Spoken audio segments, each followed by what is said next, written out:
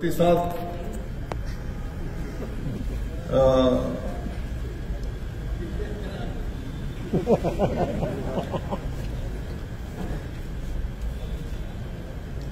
त्या ठिकाणी मिळालेला आहे।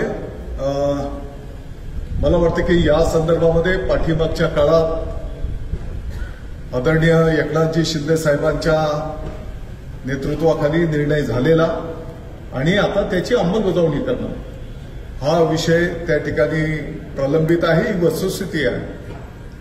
आणि म्हणून येणाऱ्या काळामध्ये शासनाकडनं अनुदान मिळवण्याच्यासाठी आम्ही त्या ठिकाणी पाठपुरावा करतो आहोत आणि मला विश्वास आहे की लवकरात लवकर त्याला निश्चितपणे यश मिळेल।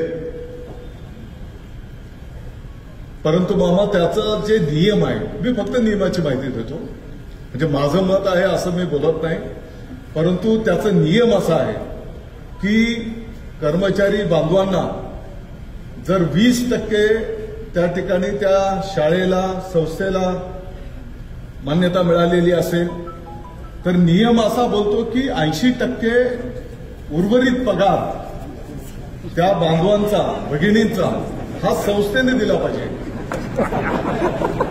म्हणजे मी फक्त नियम सांगतो।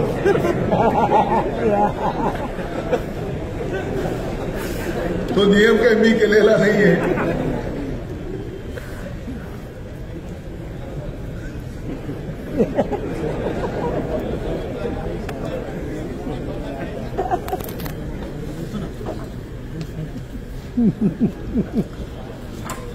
आपल्या सर्वांना माहिती आहे की येणाऱ्या 16 तारखेला म्हणजे सोमवारीच, तसं राज्यव्यापी 15 जूनला शाळा सुरू होत असतात।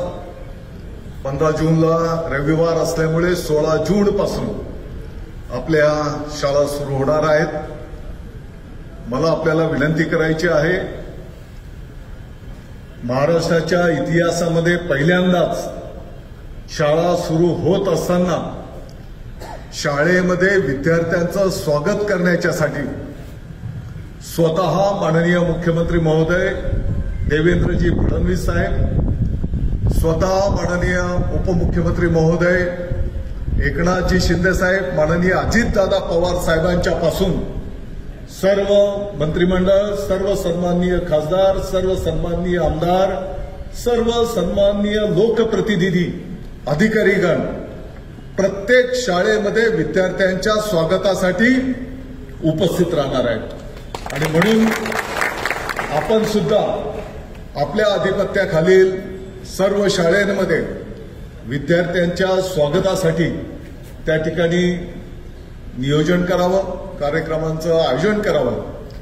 मला वाटतं की विद्यार्थ्याचं पहिल्या दिवशीच जर आपण स्वागत केलं तर येणाऱ्या पुढच्या शैक्षणिक वर्षामध्ये त्याला